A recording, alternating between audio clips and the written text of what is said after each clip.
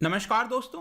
एक रैंकिंग जारी की जाती है EIU के द्वारा, that is economist intelligence unit के द्वारा एक रैंकिंग जारी की जाती है जिसको कहा जाता है डेमोक्रेसी इंडेक्स। यहां पर आप देख सकते हो new citizenship law pulls India down in the democracy rankings and 2021 is not looking better. तो बेसिकली यहां पर बताया गया कि जो भारत की रैंकिंग है डेमोक्रेसी इंडेक्स के अंदर, ये 2 पोजीशन नीचे गिरी है और अब हम आ गए हैं 53rd पोजीशन पर। पिछले साल हमारी रैंकिंग थी 51, इस बार हम 53rd पर आ गए हैं। तो इस वीडियो में जानेंगे कि यह रिपोर्ट किसके द्वारा जारी किया जाता है, किस बेसिस पर जारी किया जाता है, कितने कंट्रीज को शामिल किया जाता है इसके अंदर, प्लस यहां पर और भी कई सारे देश, प्लस हमारे जो साउथ एशिया के अंदर जो कंट्रीज हैं, नेबरिंग कंट्रीज हैं, उनके साथ क्या पोजीशन है भारत की, इन सब के बारे में डिटेल से देखेंगे। चलिए आगे बढ़ते हैं। मैं हूं अंकित अग्रवाल और अपडेट के लिए आप मुझे फॉलो कर सकते हैं इंस्टाग्राम, फेसबुक और ट्विटर पर। मेरे लेक्चर की हर पीडीएफ आपको फेसबुक पर तो मिलेगी ही, प्लस साथ में आप मेरा टेलीग्राम चैनल ज्वाइन कर सकते हैं by searching Ankit Agarwal official. और अगर आप यूपीएससी की तैयारी कर रहे हैं तो आपके लिए सुनहरा मौका है स्टडी IQ लैब के लिए स्मार्ट कोर्सेज, जिसके थ्रू आप अपने प्रिपरेशन और भी ज्यादा अच्छे तरीके से कर सकते हैं। तो यहां पर सबसे पहले देखते हैं दोस्तों क्या हुआ है। तो भारत की रैंकिंग 53rd पोजीशन पर आ गई है फॉर 2020। तो 2020 वाली जो रैंकिंग थी वो अब रिलीज की गई है, 53rd पोजीशन पर है भारत। बताया जा रहा है कि यहां पर वर्ल्ड का लार्जेस्ट डेमोक्रेसी तो है ही, ये हमें पता है, लेकिन यहां पर जो फ्रीडम एंजॉय करनी चाहिए सिटीजंस के द्वारा वो शायद नहीं किया जाता है। तो इसके बारे में मैं आपको आगे बताऊंगा, लेकिन सबसे पहले आप अपने एग्जाम पॉइंट ऑफ व्यू से याद रखिएगा,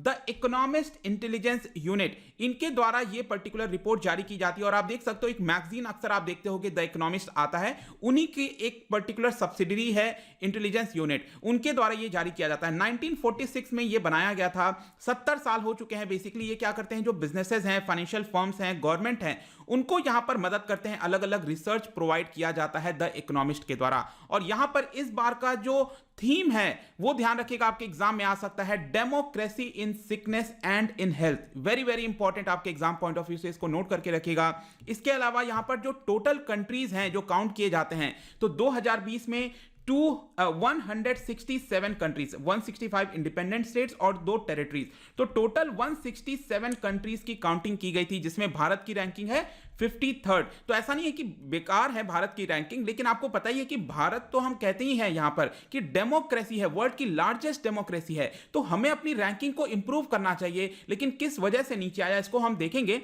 लेकिन यहां पर आप देख सकते हो जो मेन 5 चीजें हैं वो है आपका electoral process, pluralism, civil liberties, functioning of government, political participation, political culture, ये 5 चीजों पर रैंकिंग दी जाती है। इसके अलावा इसके अंदर आपको टोटल 60 इंडिकेटर्स मिलेंगे और इन सभी चीजों को देखकर जो देश हैं, जो कंट्रीज हैं, उनको 4 कैटेगरीज में रखा जाता है। एक कैटेगरी वो है जो कि फुल डेमोक्रेसी है, मतलब वहां पर पूरी तरह से डेमोक्रेसी है। दूसरा है यहां पर फ्लॉड डेमोक्रेसी। तीसरा नंबर है हाइब्रिड रेजिम, जैसे कि म्यांमार हो गया। इसके बाद अथॉरिटेरियन रेजिम, जैसे कि आपका चाइना हो गया, नॉर्थ कोरिया हो गया। चलिए नॉर्थ कोरिया तो कोई है ही नहीं देश, लेकिन वो अलग ही देश है, तो आप उसको एक अलग कैटेगरी में रख सकते हैं। यहां पर हम बात करेंगे भारत और साउथ एशिया के बारे में, मतलब कि भारत का परफॉर्मेंस बाकी के साउथ एशिया के देश के साथ कैसा है। सबसे पहले याद रखना, भारत को यहां पर फुल डेमोक्रेसी के कैटेगरी में नहीं रखा गया है, भारत को रखा गया है फ्लॉड डेमोक्रेसी के कैटेगरी में। तो जो सेकंड कैटेगरी है उसमें रखा गया है।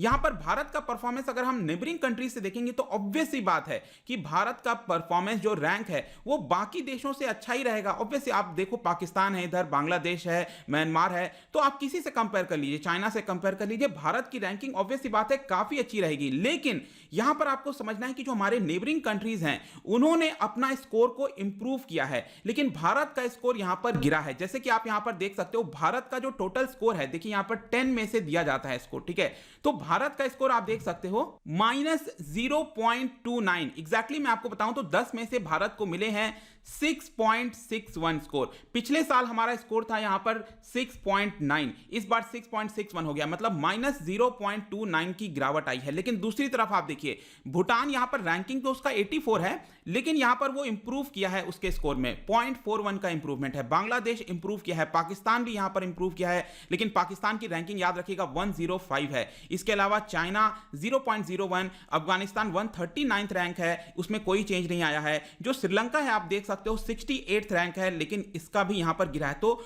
नेपाल और श्रीलंका का आपको गिरते हुए देखने को मिलेगा। लेकिन सबसे बड़ी गिरावट साउथ एशिया के अंदर आप देख सकते हो भारत की ही देखने को मिलेगी। इनफैक्ट आपको मैं दिखा देता हूं पिछले 10 वर्षों से यहां पर भारत का स्कोर कैसा रहा है। तो यहां पर 2013-14 तक अगर आप देखोगे तो भारत का स्कोर थोड़ा बहुत इंप्रूव हो रहा था और हम 7.92 पर आ गए थे। लेकिन उसके बाद से आप देखिए लगातार हमारी जो स्कोर है वो गिरता जा रहा है और इसलिए रैंकिंग भी हमारी गिरती जा रही है और अब हमारा स्कोर कितना हो गया है 6.61। तो इधर कहीं ना कहीं ध्यान देने की आवश्यकता है। लेकिन इसका रीजन क्या है, यहां पर रिपोर्ट में क्या बताया गया है भारत को, तो देखिए यहां पर भारत के लिए बोला जा रहा है it is democratic back sliding. ये वर्ड का ध्यान रखिएगा, आपके एग्जाम में आ सकता है, डेमोक्रेटिक बैक स्लाइडिंग। ये जो पर्टिकुलर टर्म है वो आपका इसी रिपोर्ट में यूज किया गया। इसका मतलब होता है कि हम बैक जा रहे हैं। यूजुअली देखोगे अगर आप तो लोग डेमोक्रेसी की तरफ आगे बढ़ते हैं, लेकिन कुछ ऐसे इंस्टेंसेस होते हैं जिसकी वजह से आपको देखने को मिलेगा कि लोग थोड़ा सा पीछे जा रहे हैं। तो यहां पर भारत का थोड़ा सा पीछे जाना है